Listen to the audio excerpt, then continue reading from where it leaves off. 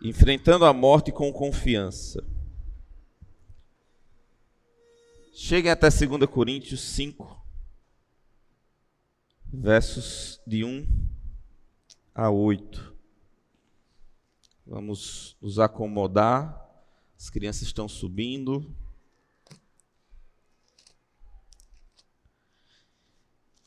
Diz o seguinte a palavra do nosso Deus. 2 Coríntios 5, de 1 a 8. Sabemos que se a nossa casa terrestre deste tabernáculo se desfizer, temos da parte de Deus um edifício, casa não feita por mãos, não feita por mãos, eterna nos céus. E por isso, neste tabernáculo gememos, aspirando por sermos revestidos da nossa habitação celestial. Se todavia formos encontrados vestidos e não nus, pois na verdade os que estamos neste tabernáculo gememos angustiados, não por querermos ser despidos, mas revestidos, para que o mortal seja absorvido pela vida. Ora, foi o próprio Deus quem nos preparou para isto, outorgando-nos o penhor do Espírito. Temos, portanto, sempre bom ânimo, sabendo que, enquanto no corpo, estamos ausentes do Senhor, visto que andamos por fé e não pelo que vemos. Entretanto, estamos em plena confiança, preferindo deixar o corpo e habitar com o Senhor. Amém? Senhor, te rogamos nessa noite tua graça, tua misericórdia. Pedimos perdão por nossos pecados. Pedimos, Senhor, que nada seja empecilho à compreensão da tua palavra. Que nada venha distrair a atenção dos irmãos, mas que possamos compreendê-lo e o Senhor possa trabalhar em nosso coração, mudar a nossa mente, nossas afeições, nossas atitudes diante de um assunto tão importante. Assim te rogamos, em nome de Jesus. Amém. Amém, irmãos. Essa semana, estava comentando até com os irmãos hoje à tarde, essa última semana, ou as últimas 2 semanas, eu tenho passado muito tempo na oficina, né? E tem um mecânico trabalhando no carro, ele começou a falar do acidente lá perto de Soledade, daquele acidente de carro lá, que teve vários carros e várias mortes, né? E ele começou a falar sobre esse acidente, e a gente começou a falar sobre a morte. E eu comecei a falar para ele sobre, independente da morte, que nós não sabemos quando a morte virá, é importante a gente estar pronto para a morte. É importante a morte não nos pegar de surpresa, vamos dizer assim, e estarmos preparados. E ali a gente pôde falar um pouquinho do Evangelho para aquela pessoa. Muitas pessoas correm riscos de morte constantemente, irmãos. Existem perigos constantes. Tem uma frase que as pessoas normalmente dizem, vocês vão completar ela para mim. Para morrer, basta estar vivo, né? As pessoas não dizem isso? Todos vocês são sérios candidatos à morte. Vocês sabiam disso, né? Se para morrer basta estar vivo, todos nós não sabemos o momento. Tem uma ilustração que eu gosto muito do irmão Suenildo, que ele pega um papelzinho em branco e diz assim: coloque aí o dia da sua morte.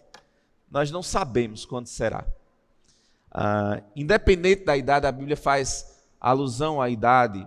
Pessoas que foram longos na sua idade aqui na terra e pessoas que tiveram uma breve estadia sobre a terra, diante da eternidade, ter longa idade ou pouca idade ainda não é nada. Vocês sabem disso, né? É melhor um jovem de 15 anos, que é filho de Deus, perder a vida, ou melhor, encontrar-se com o Senhor, é a forma que a Bíblia vai nos colocar o que é a morte, do que uma pessoa que viveu décadas e décadas, chegou a 100 anos e não teve encontro com o Senhor. Então, a morte é um assunto importante para a nossa vida, né? E precisamos estar cientes de como pensamos acerca da morte e onde passaremos a eternidade depois da morte. Pessoas passam por perigos. Paulo, a gente já tem falado aqui constantemente, nesses estudos de 2 Coríntios, que ele passava por grandes problemas, graves perigos de morte, né? Semana passada falamos um pouco disso. Em 2 Coríntios 1:8, apóstolo Paulo diz: porque não queremos, irmãos, que ignoreis a nossa tribulação que nos sobreveio na Ásia, pois que fomos sobremaneira agravados, mais do que podíamos suportar, de modo que até da vida desesperamos. Então Paulo estava constantemente em perigos de morte. Mas Paulo tinha uma forma de pensar acerca da morte que talvez você e eu não tenhamos. Talvez você não tenha pensado ainda a morte da perspectiva correta. Às vezes eu me preocupo acerca da morte, principalmente com aquelas pessoas que a gente ama, não por causa de dúvidas acerca da eternidade, mas talvez dúvidas acerca da certeza da pessoa em relação à eternidade, né? Às vezes a gente fica perguntando, será que é? Será que é salvo? Ou será que é apenas convencido, né? E não um convertido?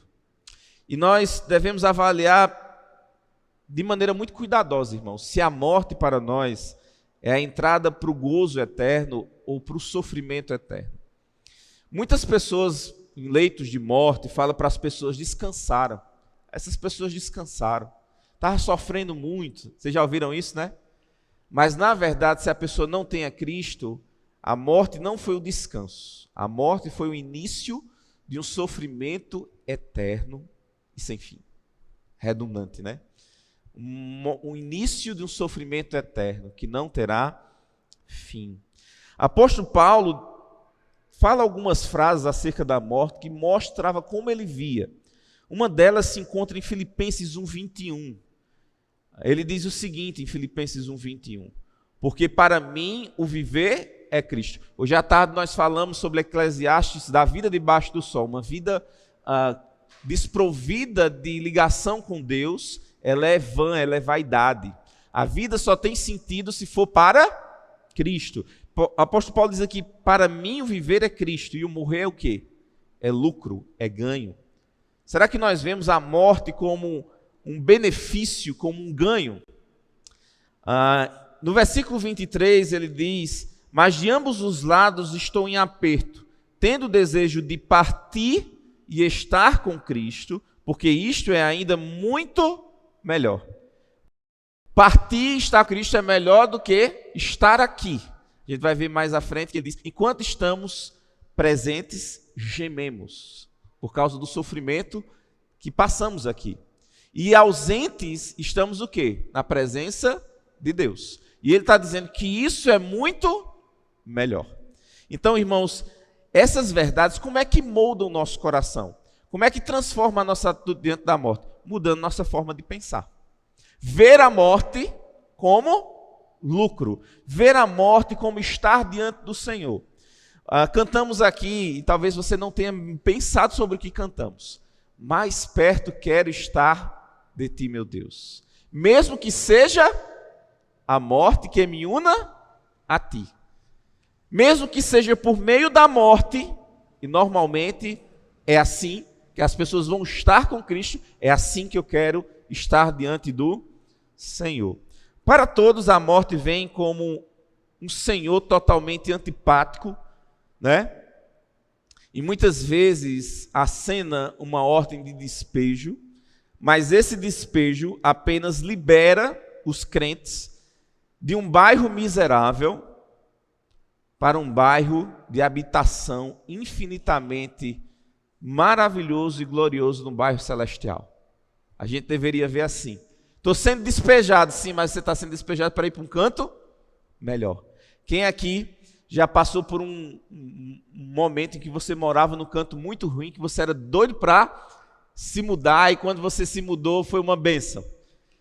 E de maneira sem comparação, é muito, muito melhor você estar na glória do que estar desfrutando, mesmo com todo o conforto dos bens dessa terra. Por quê? Porque estamos ausentes do Senhor. Então, a partir dessa passagem, o apóstolo Paulo vai falar 4 motivos para encararmos a morte com confiança. Primeira é que o nosso próximo corpo ele é melhor do que o atual. Segundo, a próxima vida ela é perfeita em torno da nossa vida imperfeita aqui, sofrimento.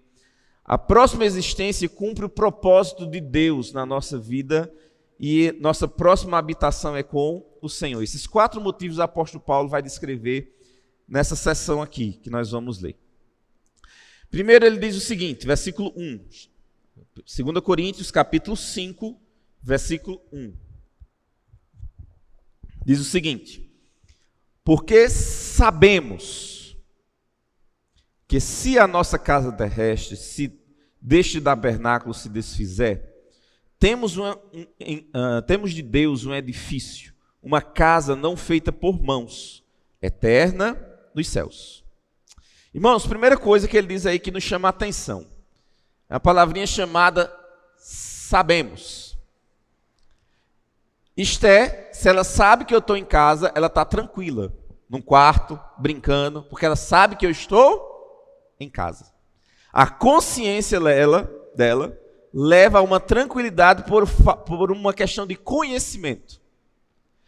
Apóstolo Paulo está dizendo aqui que o conhecimento acerca da glória de estar com o Senhor faz com que ele tenha uma tranquilidade.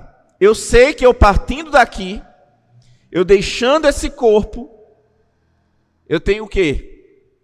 Uma habitação celestial nos céus.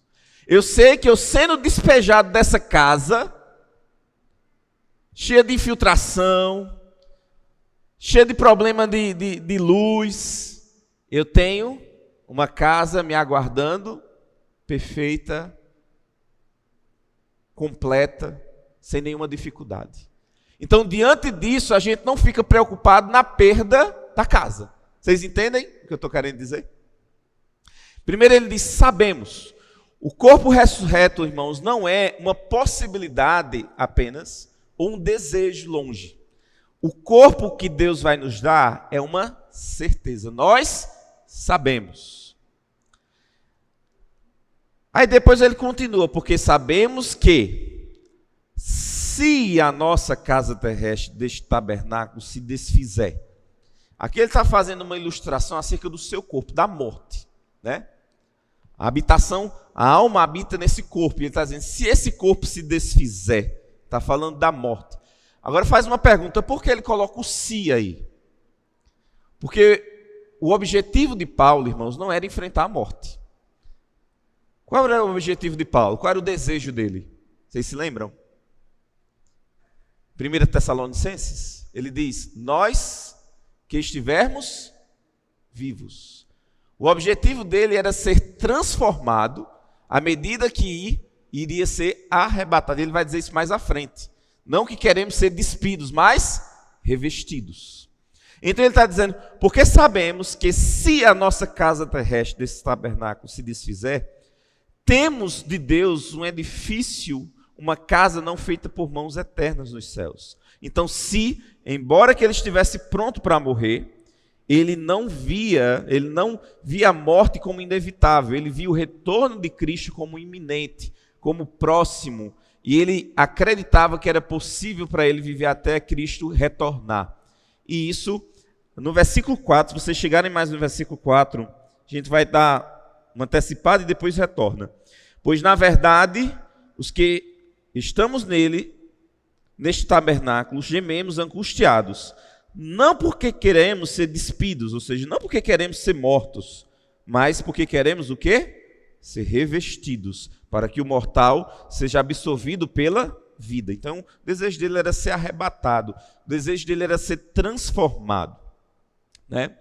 Em 1 Tessalonicenses ele diz, nós os que estivermos vivos. Agora é interessante que ele utiliza uma ilustração para falar da morte. E ele era um fazedor de quê? De tendas. E ele utiliza a palavra aqui tenda, ou em outras versões, tabernáculo, né?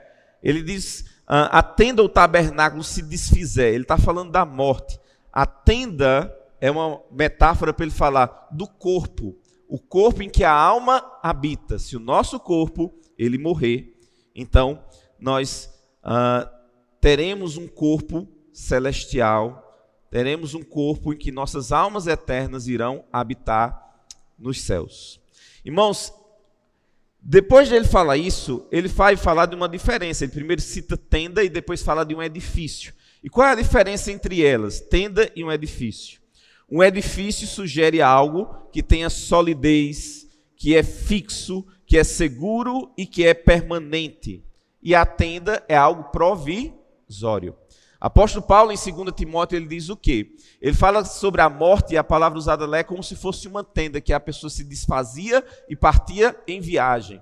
É como se fosse uma morada provisória, e depois você ia para algo permanente, né?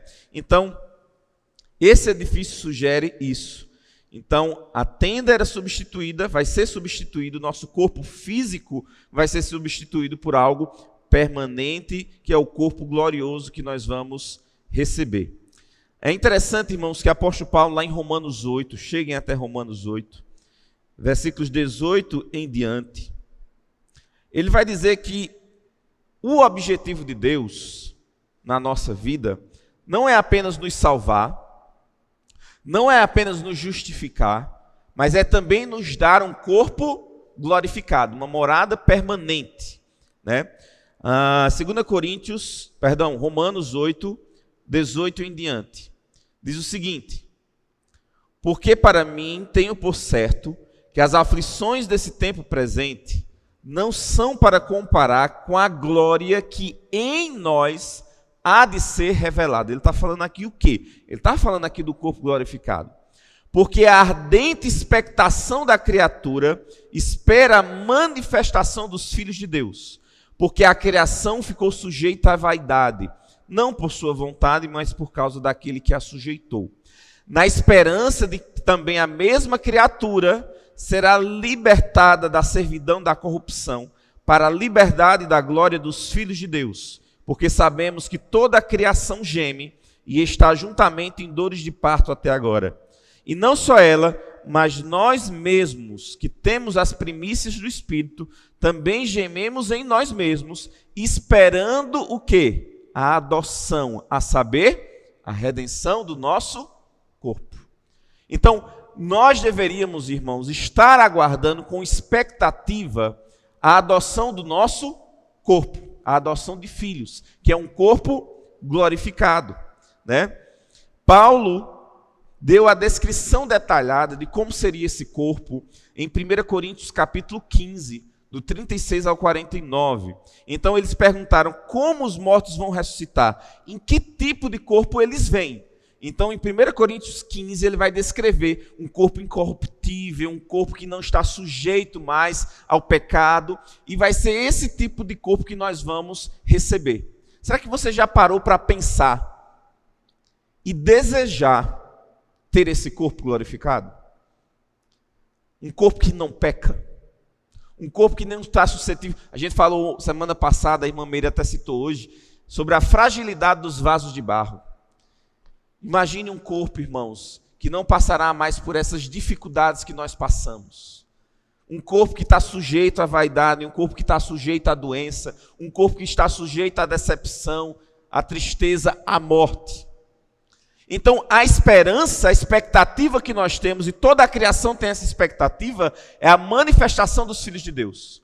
E essa manifestação dos filhos de Deus vai se dar em quê? Um corpo glorificado. É isso que Romanos está nos ensinando. Então, a primeira coisa que deveria nos fazer enxergar a morte de modo diferente do que normalmente enxergamos, é que o nosso próximo corpo vai ser o quê? Melhor, que vamos receber. Mas não apenas o nosso próximo corpo, a nossa próxima vida, irmãos, vai ser perfeita.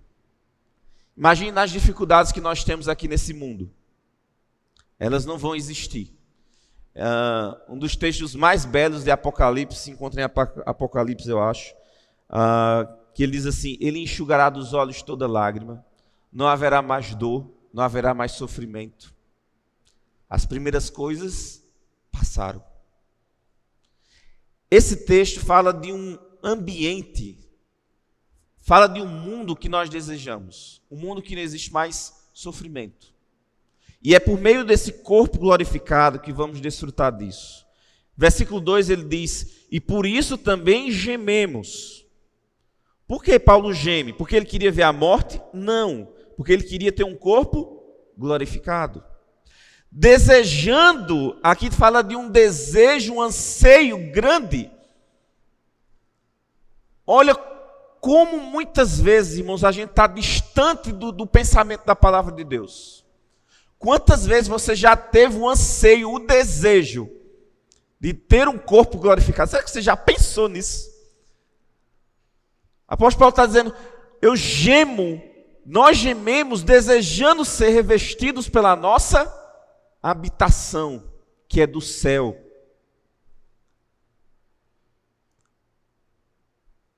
Versículo 3. Se todavia, estando vestidos, não formos achados nus. Ele está dizendo o quê? Eu estando vivo, eu vou ser o quê? Revestido. Eu não vou ser achado nu. Tem muita discussão sobre o que é ser achado nu. Eu entendo que achado nu aqui são as pessoas que já morreram e as almas estão nos céus. Então essas pessoas não vão ser revestidas. Elas vão ter o quê? Um corpo glorificado. 1 Tessalonicenses ele diz o quê? Nós de modo algum precederemos aqueles que dormem. Porque eles primeiro terão um corpo ressuscitado e depois nós seremos transformados. Então aqui eu entendo que nus são as pessoas, as almas que já estão nos céus, mas tem uma discussão acerca disso. Mas eu entendo, a partir desse texto, eu tenho esse entendimento. Se todavia, então ele fala, desejando ser revestido. Por que ele deseja revestido? Mas esse revestimento só ocorre para aqueles que estão o quê? Vestidos. Aqueles que estão vivos. E não os que estão nus. Os que estão nus não terão o corpo revestido, mas eles terão o quê? Um corpo já ressurreto. Porque também nós, os que estamos neste tabernáculo, gememos carregados. Não porque queremos ser despidos, ou seja, não porque queremos enfrentar a morte. Não porque queremos que o nosso corpo padeça, mas porque queremos o quê? Para que o mortal seja absorvido pela a vida. Apóstolo Paulo tinha o desejo não de morrer, irmãos. Ele tinha o desejo, sabe de quê? De ser transformado. De Cristo voltar e levá-lo arrebatado. Esse era o desejo de Paulo. E a gente se pergunta, esse é o desejo nosso? Né? Existe uma heresia que tinha na igreja primitiva, e nós temos os resquícios dessa heresia na forma que enxergamos o nosso corpo. Havia uma doutrina dualista que dizia que o corpo era mau e a alma era boa. E que aquilo que se fazia com o corpo pouco importava. E eles diziam assim, que a alma, a morte, é como se fosse a liberdade para a alma. E a alma ficava nu para sempre. A alma ficava vagando, né? Encontrava um nirvana, né? Então, muitas vezes as pessoas, os pagãos dizem que o corpo aprisiona a alma. Apóstolo Paulo não vê assim. Pelo contrário, ele tem o desejo de ter um corpo glorificado. O homem, ele é completo com alma e corpo. Para aquilo que Deus colocou como propósito para a nossa vida, nós temos que ter a alma e o corpo. E é isso que Deus promete, esse é o propósito de Deus, que Ele vai nos dar um corpo glorificado, redimido. Nós tivemos a nossa alma redimida e teremos agora o quê? O corpo redimido, a adoção de filhos por meio do corpo glorioso. Então, Paulo tinha o desejo de ter um corpo glorificado, transformado, né? Ele queria ser levado aos céus, ele queria se encontrar com o Senhor Jesus Cristo.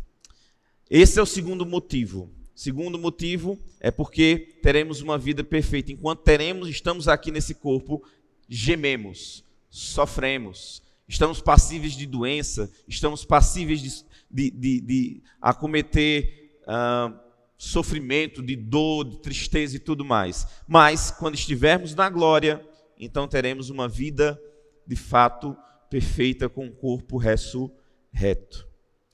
Terceiro motivo que o apóstolo Paulo fala que devemos enfrentar a morte com confiança, é porque a vida ressurreta vindoura cumpre o propósito de Deus. Uma vida com propósito é uma vida que tem uma finalidade. Versículo 5. Ora, quem para isto mesmo nos preparou foi quem? Foi Deus. Deus nos preparou para termos um corpo glorificado. Ele não foi pego de surpresa.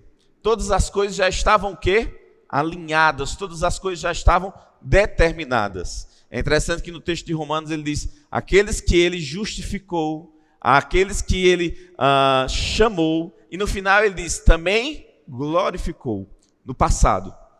Quer dizer que em Cristo tudo isso já estava o quê? Determinado. O propósito de Deus é que nós tenhamos um corpo glorificado. Pergunta, como é que teremos um corpo glorificado? Ou na volta de Cristo sendo arrebatado, ou passando pela a morte. Né?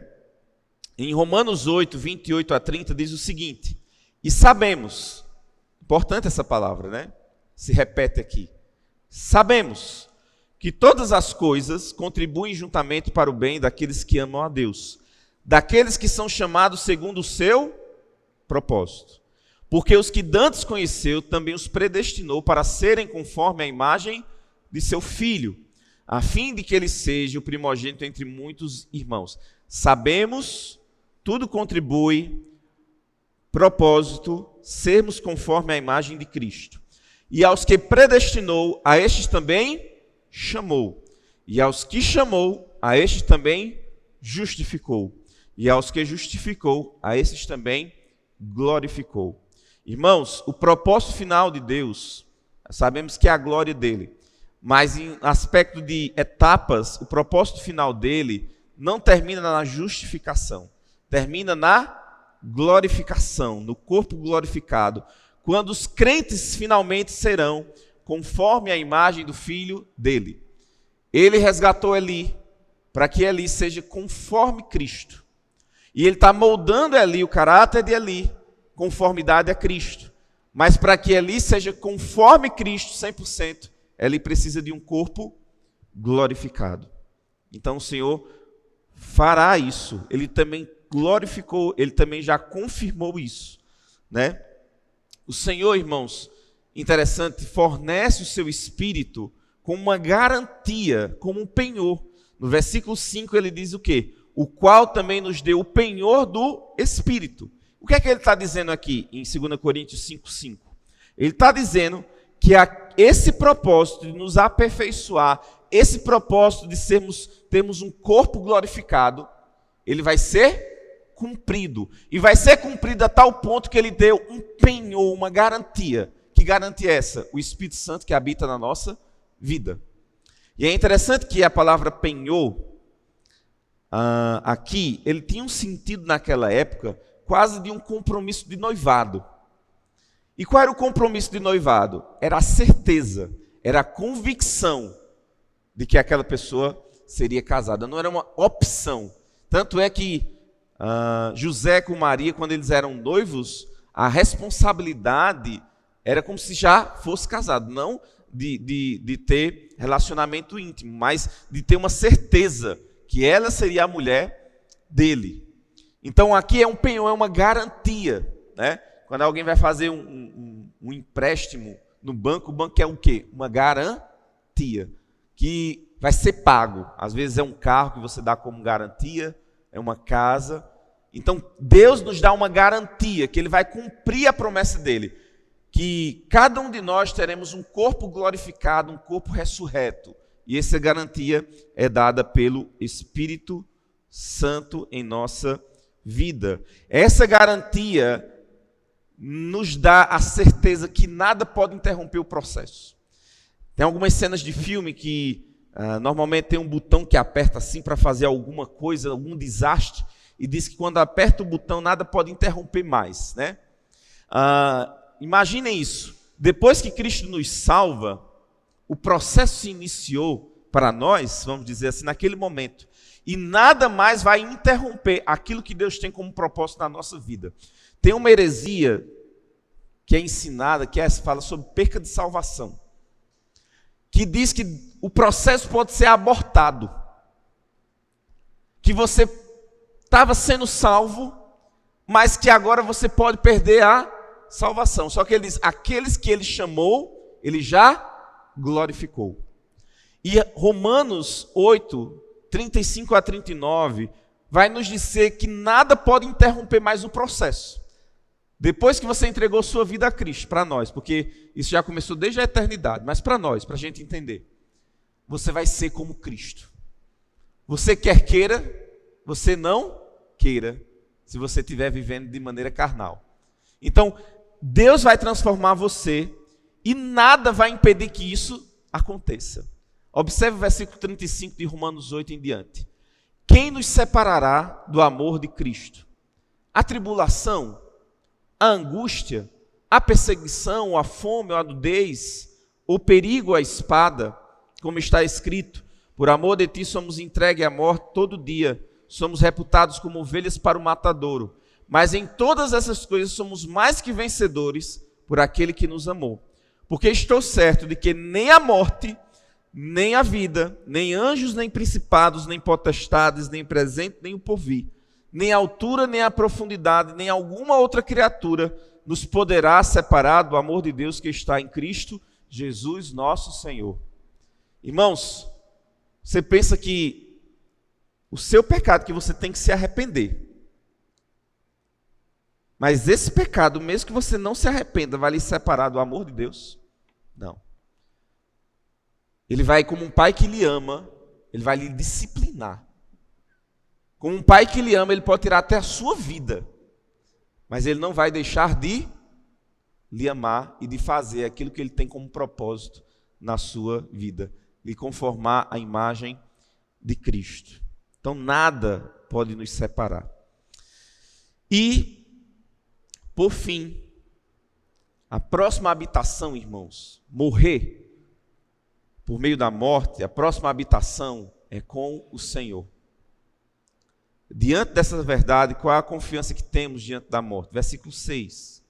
Por isso, por causa dessa certeza do corpo glorificado, por causa dessa certeza de quem começou o processo, por causa dessa certeza da garantia, do penhor, por isso, sempre estamos de bom ânimo, sabendo, olha como é importante a gente conhecer as promessas de Deus para a nossa vida, que enquanto estamos no corpo, vivemos ausentes do Senhor. Enquanto nós estamos vivos aqui, irmãos, nós temos a presença do Senhor por meio da fé. É por meio da fé. 1 João diz o quê? Quando olharmos para Ele, seremos como Ele é.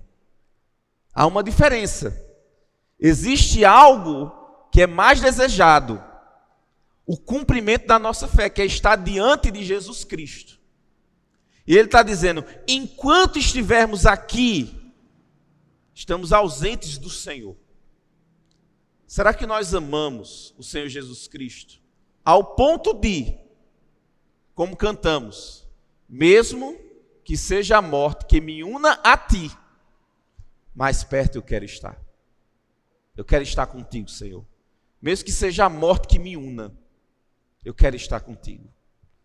Então ele está dizendo, enquanto estamos vivos, aqui no nosso corpo, estamos ausentes do Senhor.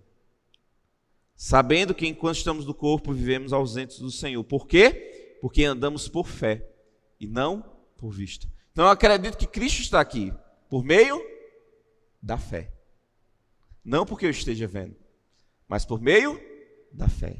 Eu acredito que Ele está ao meu lado, me consolando todos os momentos da minha vida, por meio da fé.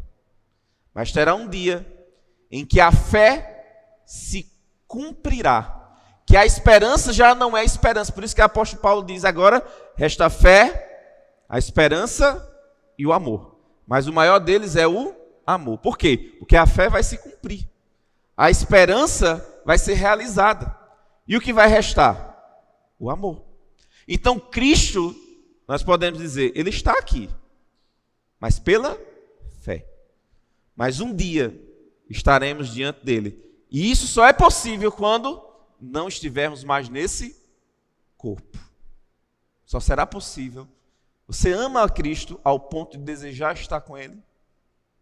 É assim que nós devemos, irmãos, ver o que é a morte. Versículo 8.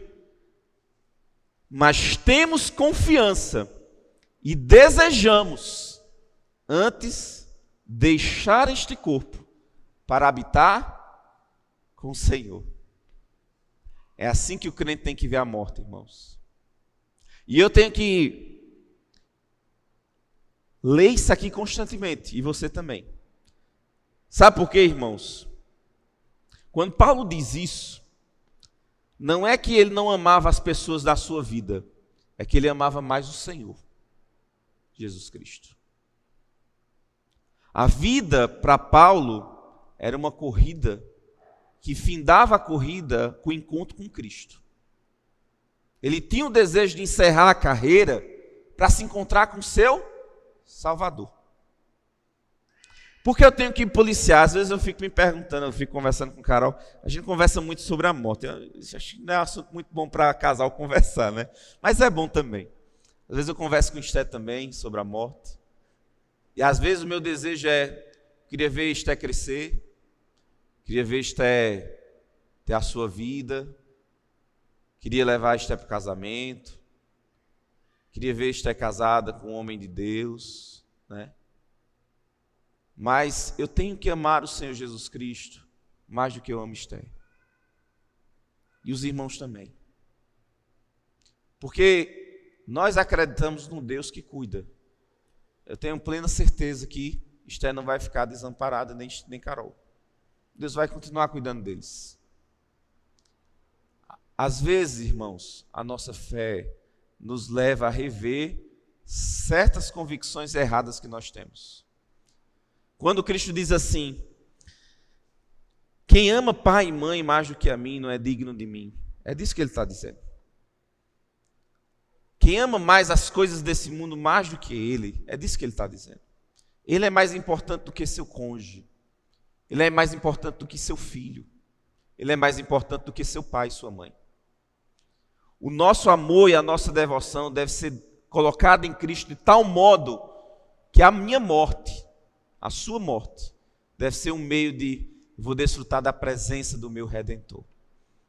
Eu vou ver Cristo, aquele que, citando o livro Peregrino, quando é perguntado, o peregrino é perguntado ao peregrino: por que você quer tanto chegar na cidade celestial?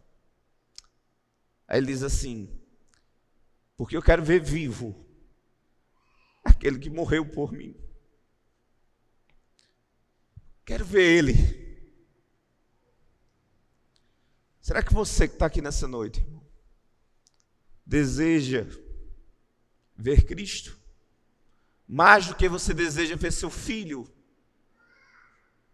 Essa é a pergunta. Paulo, ele amava os irmãos, mas maior que o amor dele para com aqueles que lhe cercavam era o amor pela pessoa de Cristo. É isso que está em jogo.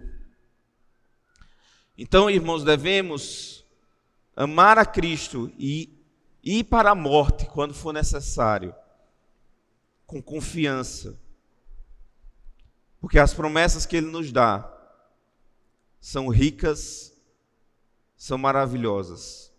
Paulo não via nenhuma razão para se apegar a esta vida se não fosse servir a Cristo. E a única razão para permanecer na terra era servir a Deus. E ele afirmou sua disponibilidade de sair dessa terra quando o serviço fosse completo. Findei a carreira, guardei a fé. Já agora a coroa da justiça está-me confiada. E não somente a mim, mas a todos que amam a vinda do Senhor. Irmãos, a morte é isso. É se encontrar com Cristo. E nós devemos mudar a nossa mente, mudar a nossa mentalidade, porque teremos uma vida melhor, onde não haverá mais choro, tristeza, dor, porque as primeiras coisas já passaram.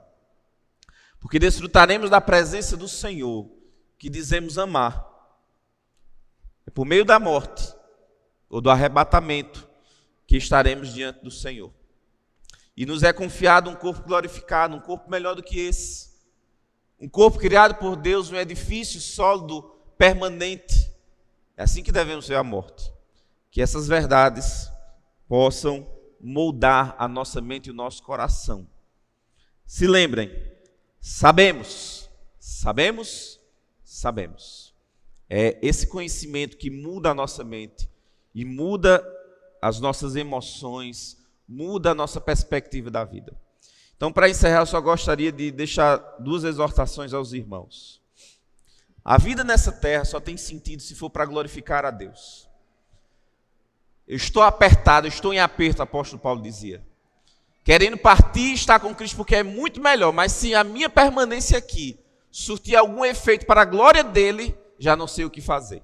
Então, reavalie a vida de cada um de vocês. Como tem sido a vida de vocês, debaixo do sol?